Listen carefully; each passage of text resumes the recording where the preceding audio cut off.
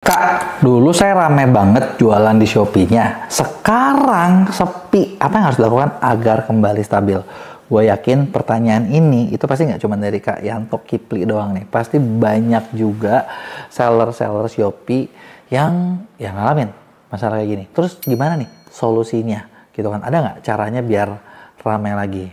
Nah, sebelum gue bahas, buat kalian yang baru nonton, jangan lupa buat klik tombol subscribe-nya dan aktifin lonceng notifikasinya ya. Yuk kita mulai. Sebenarnya kalau ngomongin maksudnya toko dulu rame sampai turun gitu kan, itu kan pasti ada meteran pabrik-pabriknya ya, maksudnya bukan pabrik ya, ada faktor-faktornya ya. Gua pertanyaan kayak untuk Kipri ini jujur gue nggak tahu detailnya sedetail apa, maksudnya karena gue nggak tahu kondisinya seperti apa, tapi jujur gua bisa 1 minggu ke belakang waktu itu ada salah satu seller Shopee, dia punya brand, dia punya Shopee Mall, sempat konsultasi hal yang sama ke gua, cuman karena yang ini gue bisa tanya datanya secara lebih detail gitu, jadi gue lebih kebayang, tapi masalah utamanya sama gitu kan. Terus gimana cara nge-breakdownnya, gimana cara bikin ramenya lagi gitu ya. Nah pertama gini, kan kalau misalnya dari kalimat nih, Kak dulu rame banget sekarang sepi, kita harus tahu nih omset itu berapa nih, bener nggak? Ramenya berapa, sepinya berapa gitu ya. Gue nggak tahu yang kayak untuk Kipli, yang gue tahu adalah kemarin yang pernah private sama gue. Yang pernah private sama gue, dia cerita gini. Jadi waktu dia tuh masuk di 2020 omset dia kurang lebih sekitar hampir 3M. Kalau nggak salah ya, kalau gue nggak lupa.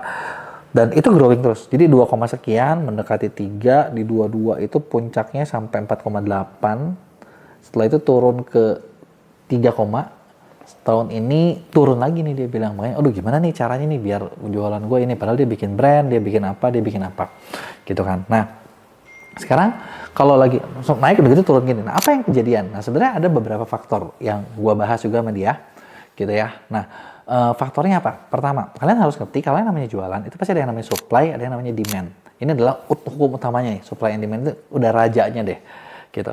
Kalau misalnya demand terhadap produk kalian itu besar, harusnya bawahnya ke bawah besar. Demandnya kecil, ke bawah kecil juga. Nah, tapi kan gini, yang jadi masalah, gue tahu nih, pasti kan kalian ngomong gini, tapi kan kok, supply demand itu kan, kita nggak tahu nih kan produknya beda-beda. Betul, dan yang lu perlu sadar adalah omset toko lu, itu kan satu toko ya. Lu harus breakdown, ini kebagi jadi berapa produk, kategorinya berapa, ininya berapa, gitu kan. Dan supply yang lagi tinggi yang mana, demand yang lagi turun yang mana, itu harus lu harus bahas kan. Bener nggak? Karena gini, basicnya ketika ngomongin supply and demand, menurut gua nggak ada demand spesifik. Contoh gini, gua pakai kemeja putih, misalnya katakanlah mereknya apa nih, mereknya Triple X gitu ya. Kan meja putih Triple X gitu kan. Kadang kan konsumen nggak nyari segitunya ya. Konsumen tuh nyari kemeja putih, nanti ada yang merek A, B, C, D, E, itulah yang dia pakai, yang dipilih. Bener? Supply demand-nya kan seperti itu. Bener nggak? Nah, tinggal lu bersaing di supply demand yang ada. Gitu kan. Jadi gue bakal membahas berdasarkan kategori produk yang lu jualnya. Pertama, lu lihat dulu. Permintaan terhadap produk kalian naik apa turun. Itu hal yang gue bahas tuh kemarin. Dan gue bedahin, dia punya beberapa produk kan. Oke, gimana cara ngelihatnya kok? Gimana cara ngelihatnya? Oke, yang ketika ngelihat adalah, lu misalnya lihat dari Shopee Search, lu lihat dari Google Search, secara kategorinya gimana? Naik apa turun? Gitu, itu yang pertama.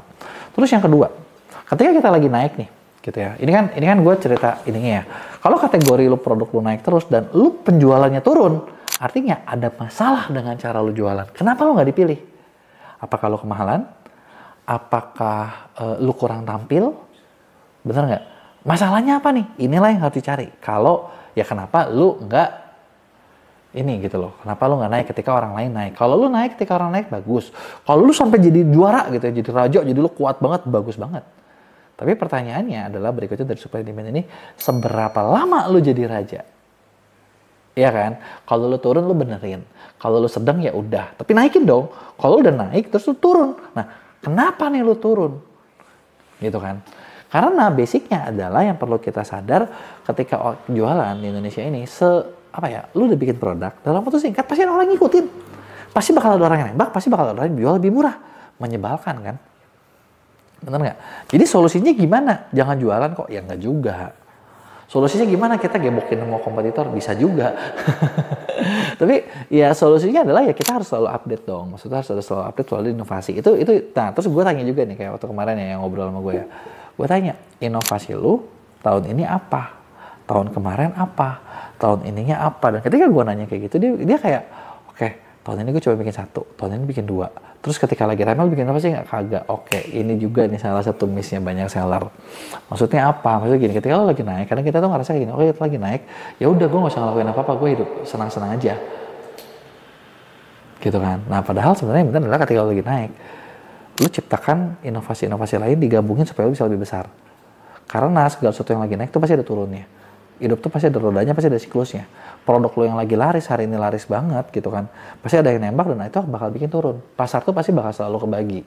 Dan kecepatan inovasi itulah yang makin, maksudnya kita butuhin. Gitu. Kalau kita ngomong nih ya, di Indonesia ini kan masih kayak, oke kita ngerasa Indonesia berat gitu ya. Tapi fair ngomong, ternyata Indonesia tuh nggak seberat di China. Gini, gue ngomongin China sedikit ya, karena kemarin pas lagi ke sana, kan kita seneng kayak banyak seller kita tuh kalah sama seller China. Kok kayak mereka tuh hebat banget gitu kan. Terus ketika gue ngobrol sama yang pengusaha di sana, mereka ada cerita gini, di China itu kalau produk laris, bagus gitu kan, dan nationwide, itu umurnya cuman dalam waktu paling lama 1 hari, besoknya udah ada yang bisa nyaingin. Jadi persaingan mereka seketat itu, sekencang itu, makanya kecepatan mereka tumbuh gila banget. Dan ketika mereka masuk ke kita kayak nggak bisa ngelawan. Karena kenapa? Di negaranya udah brutal gitu. Udah sekuat itu gitu loh orang jualannya gitu ya. Jadi itu adalah faktanya. Ya, lanjut. Jadi tadi supply demand, lu cek ada inovasi, lu lagi turun apa enggak. Kalau itu ada masalah, terus yang kedua, lu cek lagi, apa tadi yang gue bilang, yang kedua itu inovasi lu ada apa enggak. Yang ketiga adalah, nah ini kan gue ngomong dengan seller yang udah ngebangun dari 2020. Brandnya udah 5 tahun. Dan dia bilang, gue selama ini aktif kok branding. Nah, banyak seller sering ngerasa gini, oke, gue aktif branding. Gue udah aktif mempromosikan. Gue udah aktif melakukan begini begitu. Jadi produk gue pasti udah dikenal. Bentar.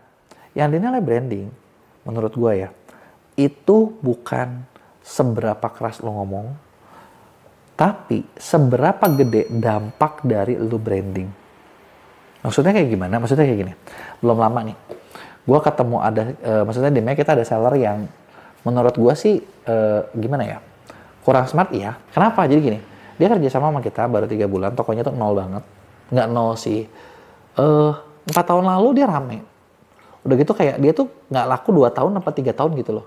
Jadi kan maksud gue kalau udah gitu nol ya. Karena branding lu zaman lu udah dilupain orang guys. 3 tahun nol lu udah bullshit lah, lu udah bukan siapa-siapa gitu kan. Kecuali lu dulu mungkin se-famous siapa nih, seterkenal artis artis Indonesia aja yang udah dulu terkenal banyak kita udah lupain kan, orang udah lupa gitu loh. Dan terus ketika masuk baru jalan 3 minggu penjualannya 0, ada penjualannya naik terus, tapi dia ngerasa belum sesuai target gitu, padahal baru mulai 3 minggu. Bahkan kita tuh 1 bulan tuh ada yang namanya kita ini kan report bulanan, kita ngasih tahu segala macam, belum sempat, belum dijadwalin, dia koar-koar di sosmed, wah di Mea katanya kayak bodong katanya. Pas lagi ngeliat gitu kan, gue juga kaget nih. Terus sampai ketika ngeliat, ada juga aja kayak beberapa kenalan gue bilang, wah ini lu kenapa segala macam gitu.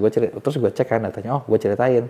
Dan lu tau gak sih kayak orang-orang tuh bilang, wah ini lu bisa somasi loh itu, dia masuk ITE loh. Ya memang kata gue, gitu kan. Dan karena kenapa? Udah sebut nama, udah kayak gini kayak gitu kan. Dan faktanya itu kan pengiringan opini kan, sebenarnya bener nggak? Dan ternyata dari pengiringan opini itu gitu kan. Nah padahal itu tidak terbukti gitu kan. Tapi akhirnya beres kita juga, maksudnya nggak mau. Maksudnya gue gini ya, kita nggak mau mensomasi orang yang ngapain juga. Cuman poinnya adalah dia bilang gini kayak, gue udah branding segala macam, brand gue dikenal. Padahal begitu diri set brand lu kagak dikenal. Jadi maksud gue adalah effort kalian, sebagus apapun kalian ngomong, itu bukan seberapa banyak yang kalian lakukan, tapi gimana datanya. Datanya kayak gimana? Contoh gini, oke, lo mau ngeliat branding kalian udah sebagus apa, kalian cek di Google Ads, terus kalian ketik nama brand kalian. Ada nggak orang yang nyari? Kalau pencarian terhadap brand kalian masih di bawah 100 sebulan, itu artinya branding kalian masih kecil. Kalau lo lihat brand-brand terkenal, itu bisa ratusan ribu. Puluhan ribu itu udah oke. Puluhan ribu udah oke, ratusan ribu udah lebih oke lagi, gitu loh. Kalau bisa sampai jutaan, lu udah jago banget, beneran. Karena maksud gue gini, Google itu salah satu tempat di mana kita ngelihat kayak orang tuh nyari nggak sih, orang tuh penasaran nggak sih tentang kita. Kan bukan masalah lu ngomong kayak, gue punya produk ini loh, tapi nggak ada yang lihat. Atau ada sih di IG lu doang, nah yang like tuh cuma teman-teman doang. Nah itu adalah poinnya, ya. Nah. Lanjut, jadi poin ketiga adalah berikutnya setelah lo tadi gue bahas yang pertama, yang kedua, yang ketiga adalah lo ada nggak brandingnya, bangun nggak lo? Kalau lo nggak bangun branding ya kalah. Dan branding yang lo bangun unik nggak? Ada lagi nggak yang ngebahas? Jangan sampai kayak lo nge-branding A, si A bahas, si B bahas, si C bahas. Ya cepet sih nama itu dikenal, tapi yang dikenalnya lo bukan. Nah kalau bukan, salah juga. Kan harus lo yang dikenalnya. Kalau lo mau barang lo laku gitu, bener nggak? Kebayang nggak? Itu adalah poinnya. Nah, terus yang terakhir, poin berikutnya adalah, tadi kan gue udah bahas tentang demand-nya ada nggak? Barang lo oke nggak? Lu ada inovasi nggak? Lu ada brandingnya nggak? Gue bahas juga. Oke, yang berikutnya adalah ketika lu bikin, apakah lu bergerak di pasar ini? Kan kita ngomongnya udah lama ya. Jangan gini, kalau kalian misalnya gua tadi belum sampai sini, dulu ngerasa kayak, aduh bentar, poin gue tadi masih banyak, berarti PR lu di awal udah ketinggalan jauh tuh ya. Tapi yang berikutnya adalah kalau lu pengen balik lagi rame, ini kan ngomongin bisnis secara besarnya ya. Yang perlu kalian adalah, waktu lu rame, dari mana sumber traffic kalian? Rame itu ada sumbernya. Bener nggak? Sepi, ya nggak ada sumbernya. Waktu itu apa nih? Apakah lu termasuk orang yang lagi dikasih Shopee? Tanda kutip nih. Dikasih Shopee itu kayak gimana sih? Maksud gua, dikasih Shopee itu kayak gini. Lu bayangin, lu jadi seller, lu datang, lu buka toko, udah lu buka toko, nggak tau ngapa-ngapain, rame. Gitu kan? Ada tuh yang, wah gila enak banget nih jualan. Apalagi zaman COVID. Era COVID tuh enak banget tuh, nggak ngapa-ngapain. Kayak, ordernya datang terus. Terus kalau ditanya, lu dulu ngapain biar rame? Nggak tahu sih, gue cuma ngupload doang. Dan terus metode itu lu terapin lagi sekarang. Yang kerjanya cuma ngapain? Ngupload doang. Bisa rame nggak? Enggak. Kenapa kok bisa? Ya karena lu kagak tahu lu harus ngapain. Kebayang kan maksud gua kan? Nah, tapi kalau misalnya kalau lu tahu, contoh gini, lu kenapa rame? Oh, konten gua dulu viral. Oke, lu tahu konten lu dulu viral. Terus kalau menurut lu biar lu rame harus ngapain? Viral lagi. Ya benar, tuh udah tahu kenapa. Bisa kan ngulangi lagi? Kalau bisa bang, wah kalau kagak bisa ya susah dong berarti, bener. Kan lu dulu caranya seperti itu. Gitu kan. Jadi kita harus tahu dulu kenapa kita rame dan kenapa sekarang kita enggak. Apakah dulu kita rame dikasih? Kalau dikasih ya lu harus minta lagi. Tapi kan nggak mungkin sama Shopee dikasih terus ya. Artinya lu harus belajar gimana cara mencari traffic. Apakah itu ngiklan, apakah itu lu misalnya from endorse, kerjasama dengan KOL, apapun itu. Cari tahu di mana salahnya, karena dengan begitu barulah lu bisa balik lagi. Tapi kalau misalnya lu udah, oke, gua traffic nggak ada, barang gua udah nggak laku, itu berarti lu harus ganti barang. Atau gini, traffic gua ada sih, tapi barang gua sekarang nggak laku. Nah kenapa lu? Sekarang kalah saing nggak lu? Benar nggak? Itu adalah tadi beberapa poin, gitu ya. Ada extra branding, itu bakal bikin barang lu, tetap orang bakal belinya merek lu tanpa milik orang lain. Gitu ya. Jadi itu dia tadi kenapa dulu rame, sekarang sepi. Nah, kasih tahu nih siapa lagi yang ngalamin gitu dari poin-poin yang gua udah bahas, ada nggak 1-2 yang bikin jadi penyebab lu? Tulis di komen, jangan lupa buat like dan share.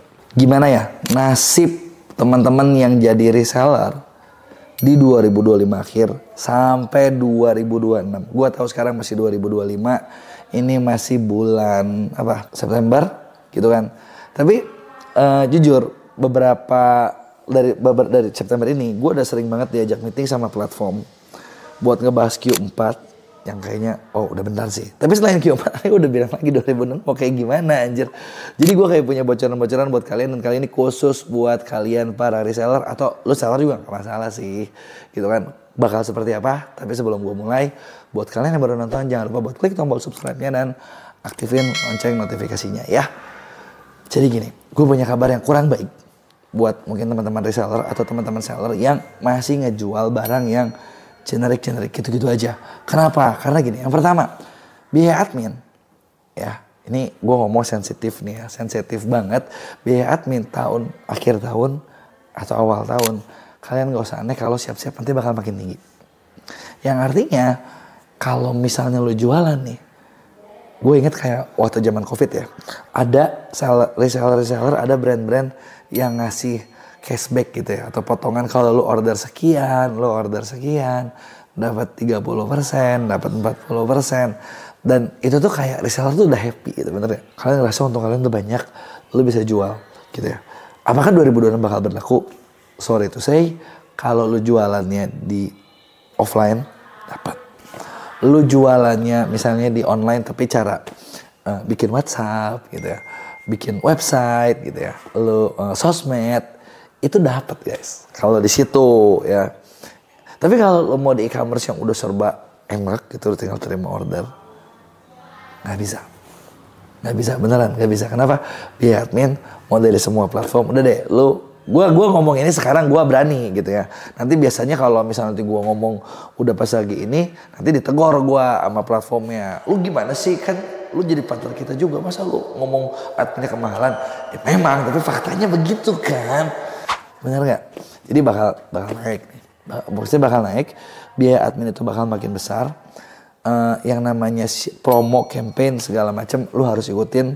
Harga coret, flash sale, lu ikutin juga. Dan masalahnya kenapa gue bilang sama barang reseller itu buat kalian aduh agak sulit gitu ya.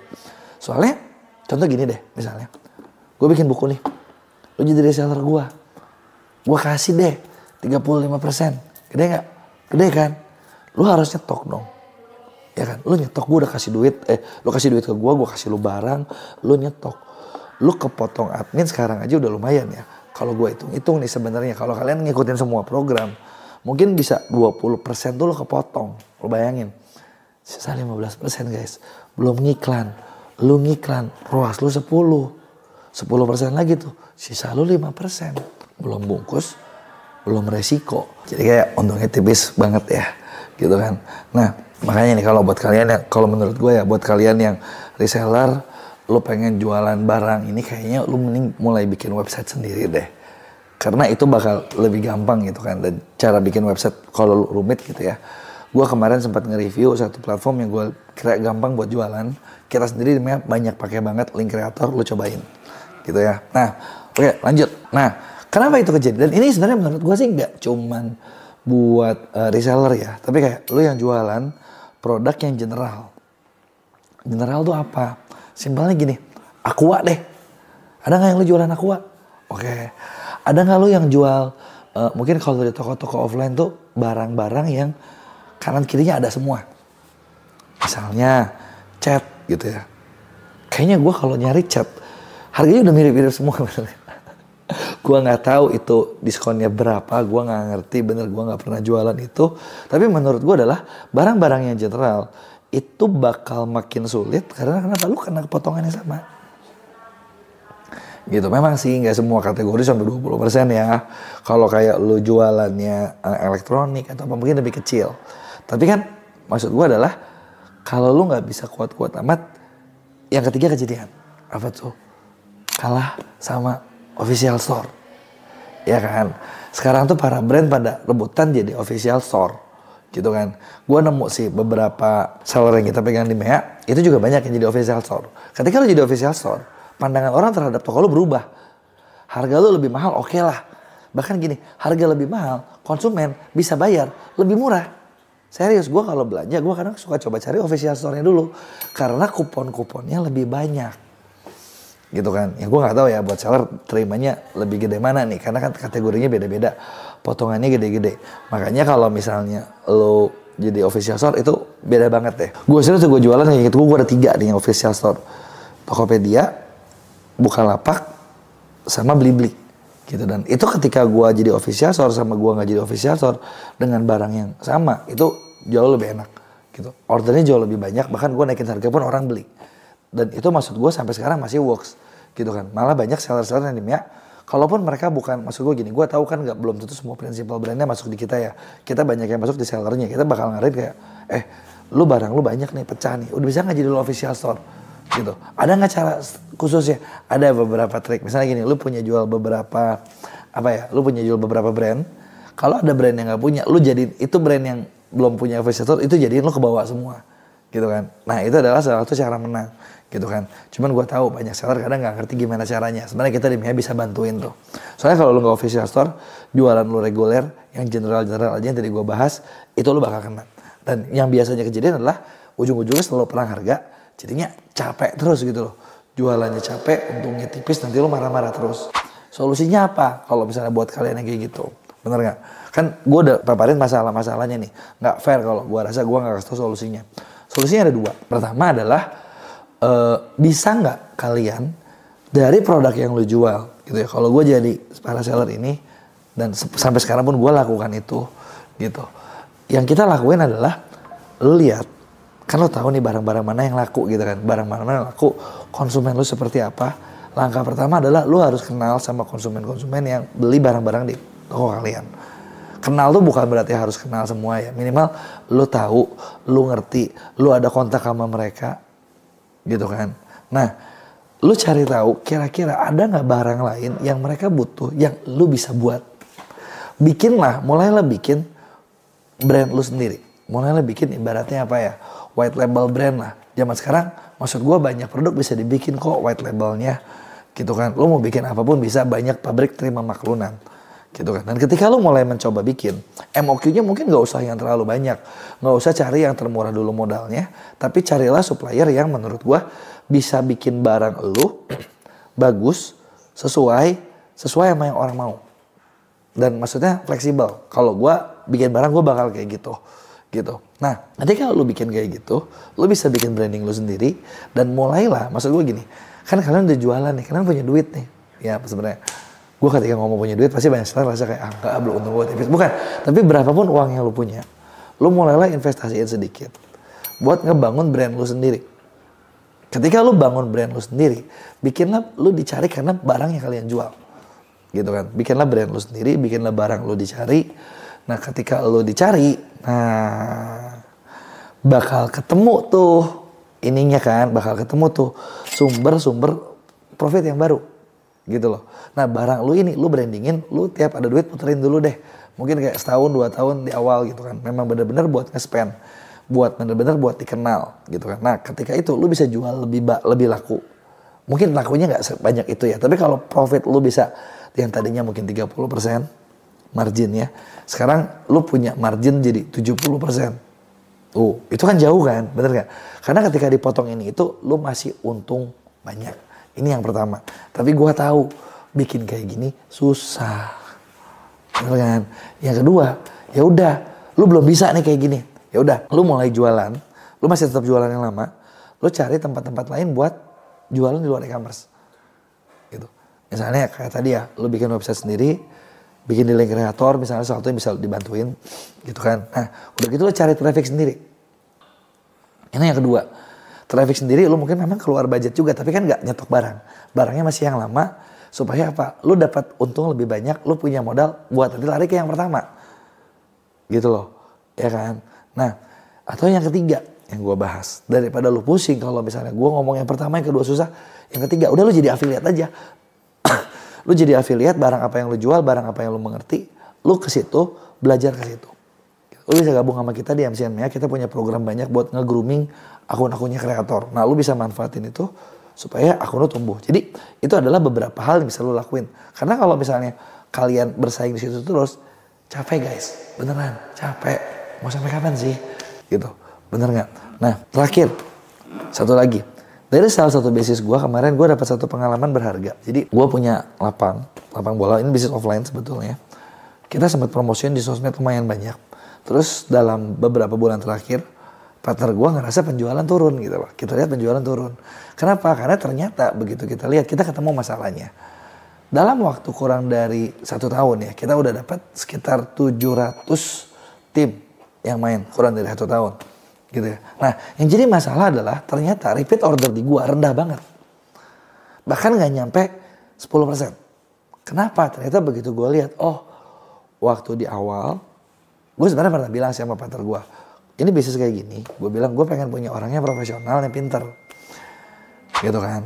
Gajinya memang tinggi, tapi namanya juga kita joinan, terus udah gitu kan ada pihak lain merasa kayak, enggak gitu nih, ini operasional costnya terlalu banyak, gue nggak mau yang mahal, gue mau yang digaji murah, gitu kan.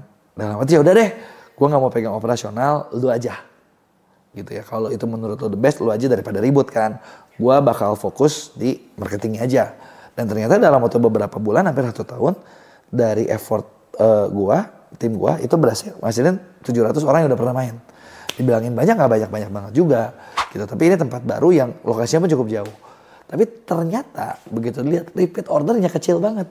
Dan begitu dilihat, waduh, cara customer service-nya semua admin gitu ya. Kalau versi kantor gue tuh udah cari admin aja. Gue bilang, gue gak mau admin bego gitu. Udah biarin biar murah. Udahlah serah lu dah. Operasional kegedean nanti. Begitu dilihat, parah pol, serius. Jadi kayak akhirnya begitu dia lihat, dia buka WA-nya sendiri, dia menyadari oke, kita harus cari orang yang lebih pintar. Gue bilang, tuh kan, gue bilang apa? Gak mungkin lah lu cari yang murah, lu pengen yang pintar, bego gitu kan. Sampai kayak lu bayangin ya, di tempat gue ya, itu ada si admin ya, ngajak ribut yang mau main. Gitu kan, alasannya banyak banget ya. Dan akhirnya kita tahu oke, sampai harus pikiran kayak tempat gue, Google Maps-nya begitu banyak bintang 1 yang suka marah-marah, kita udah deh tutup, kita rebranding ulang. Itulah yang kejadian. Jadi itu adalah poin yang ketiga. Coba lu lihat juga kalau lu udah jualan lama, database pelanggan lo kalian bisa manfaatin gak? Karena dengan lo ngerti itu lo bisa dapetin banyak hal juga, banyak insight juga, banyak manfaat juga. Nah, itulah yang bisa lo lakuin. Solusinya kalau lo reseller, oke? Jadi udah kebayang apa aja bisa dilakuin? Gue pengen tahu nih, menurut kalian para reseller atau para seller yang ini, bener gak yang gue bilang? Kasih tahu pendapat kalian, ceritain keluh kesah kalian di kolom komen. Kalau ada masalah yang bisa gue bantuin, gue bakal bikinin jawabannya di konten berikutnya, oke? Jangan lupa juga buat like dan share video ini ke teman-teman lo yang memang lagi butuh. Rahasia sukses seller di China yang harus kalian tahu. Suka nggak suka sekarang bisa dibilang kan China ini mulai banyak banget ya barangnya di mana-mana, bener nggak? Fair ngomong nih, kadang kita head to head perang sama mereka, itu kayak nggak susah menang gitu. Ya selain memang pemerintahnya mendukung gitu kan. Harganya pun mereka bisa ngejual gila-gilaan gitu kan, kayak yang murah banget sampai kita mikir kayak dia tuh bisa nggak sih, untungnya dari mana sih kok bisa jual semurah itu. Nah terakhir belum lama kan gue baru dari China, gue studi kasus, belajar di sana, sambil belajar sambil kita mau bikin beberapa kolaborasi dengan beberapa perusahaan di sana gitu ya. Dan beberapa kolaborasi ini sih sebenarnya ini urusan untuk buat teman-teman affiliate, jadi mungkin nanti dalam waktu dekat Mea bakal punya beberapa top kreator yang bisa mempromosikan produk apapun. Jadi buat kalian para seller tungguin aja. Tapi ketika di sini gue dapetin insight berharga yang kayaknya nggak ada di buku, dan sekarang mau gue bagiin ke kalian. Tapi sebelum gue mulai, buat kalian yang baru nonton, jangan lupa buat klik tombol subscribe-nya dan aktifin lonceng notifikasinya ya. Oke, jadi apa sih yang bikin mereka bisa jual bagus gitu, jualannya hebat gitu ya. Nah, sebenarnya ada beberapa poin. Yang pertama adalah mereka tuh bisa dibilang, kan banyak di antara kalian suka ngomong, gila harganya murah banget. Ini gue ngomongin poin harga dulu ya. Ngomongin harga, itu mereka bisa murah karena mereka tuh bisa bekerja dengan super sangat efektif.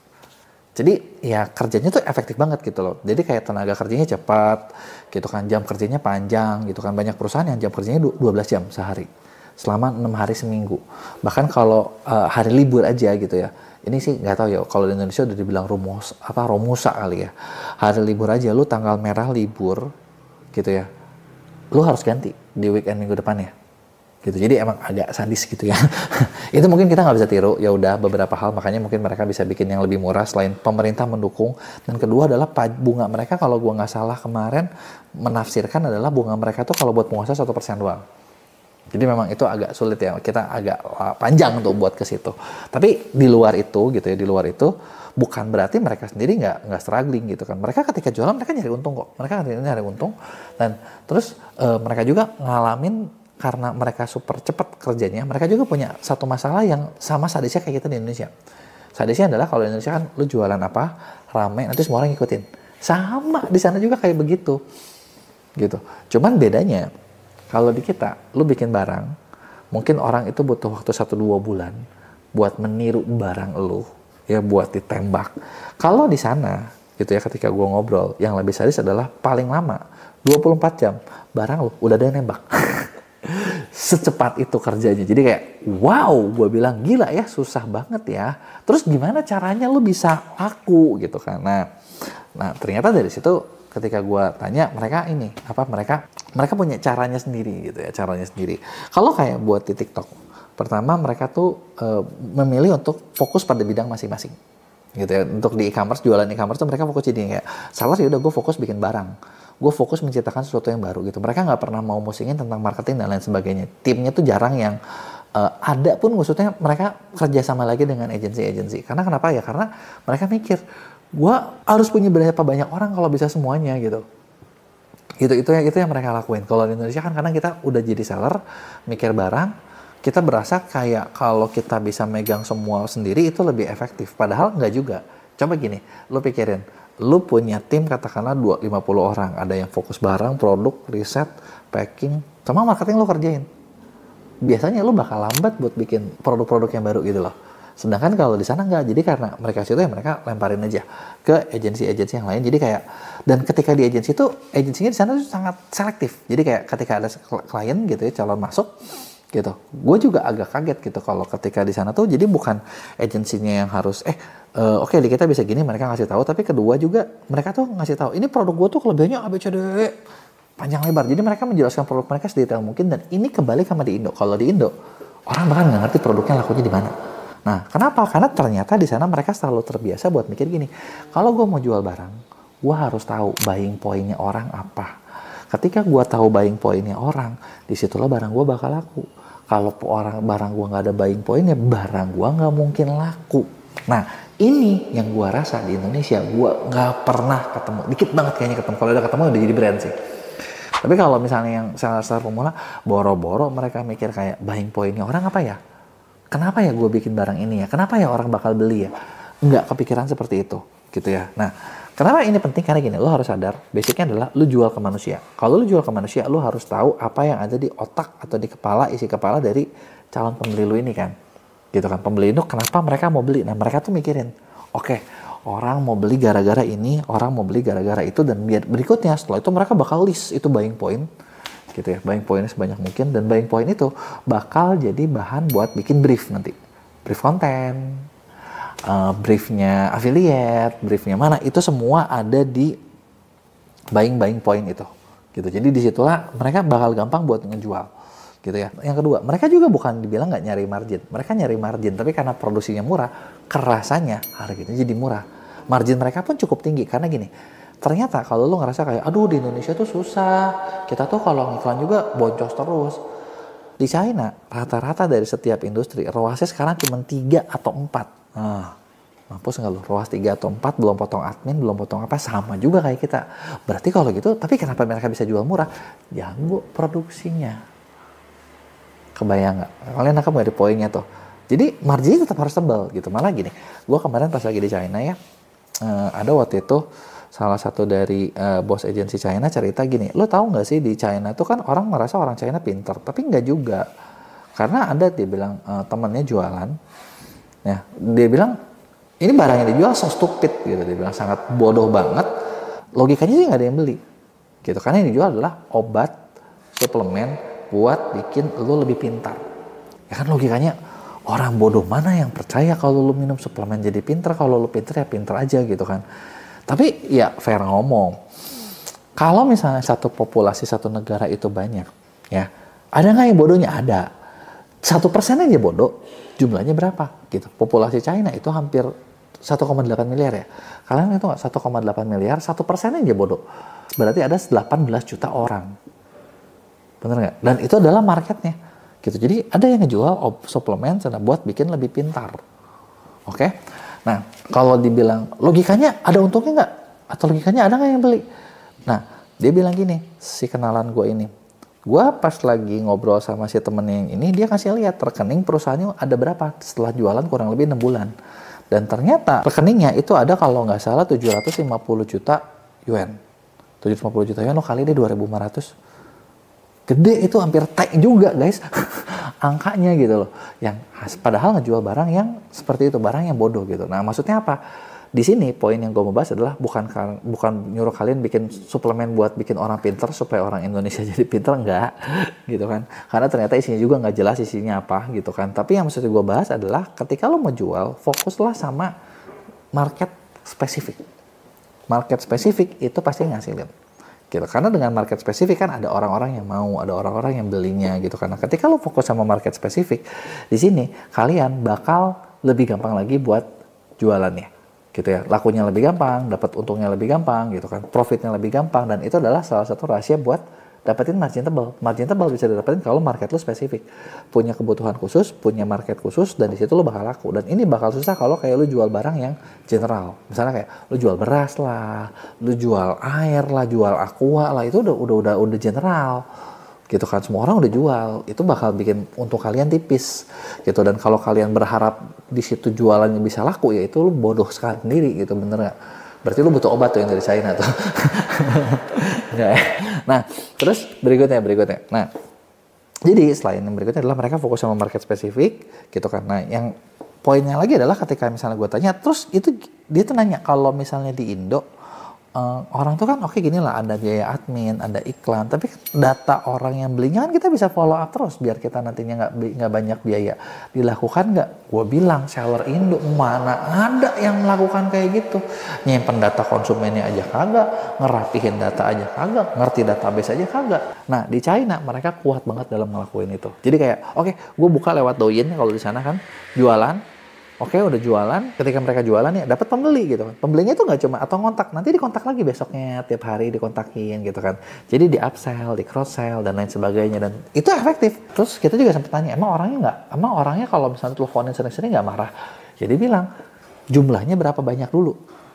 Ya kan, ada yang marah, ada yang nggak marah, ada yang ngerasa jadi diperhatiin, dan akhirnya itulah yang bakal beli-beli terus. Dan kan nggak butuh banyak, butuh sedikit tapi mereka beli terus, repeat order terus, itu kan yang bikin bisnisnya membesar gitu kan. Nah maka dari itu adalah beberapa trip khusus yang gue juga langsung kepikiran, wah gila juga ya di sana sampai segitunya. Cuman kan mungkin kita bakal berpikir, tapi kalau kayak gitu gimana nyatatnya dan lain sebagainya. Nah makanya buat kalian misalnya pengen lebih rapi, lu bisa coba nih, gue kemarin baru nemu ada satu platform namanya Link Creator, efektif buat bikin website e-commerce, bahkan dia bisa nyimpen data pembeli lu. Dan pembeli lu nanti bisa langsung dikontak dari situnya. Yang artinya kan itu bakal memudahkan kalian banget nih buat jualannya gitu ya. Nah jadi itu dia tadi nih, beberapa perbedaan yang gue lihat dan beberapa insight yang kita bisa tiru gitu kan. Maksudnya kan kayak beberapa hal lu memang bisa tiru aja gitu. Oh lakuin cara yang sama gitu kan. Cuman kalau masalah harga ya berarti kan agak susah ya. Tapi kan kita bisa bikin dengan barang kita sendiri, versi kita sendiri. Mencoba mengefektifkan supaya biaya produksinya makin lama makin murah. Gitu ya, jadi kurang lebih kayak gitu. Kalau ada yang mau ditanyain, gue pengen tahu pendapat kalian. Kalau ada yang kalian nggak setuju juga, lu tulis di komen, nanti gue bakal bales di Q&A. Dan jangan lupa buat like dan share video ini ke teman-teman lu yang pengen laku juga jualannya.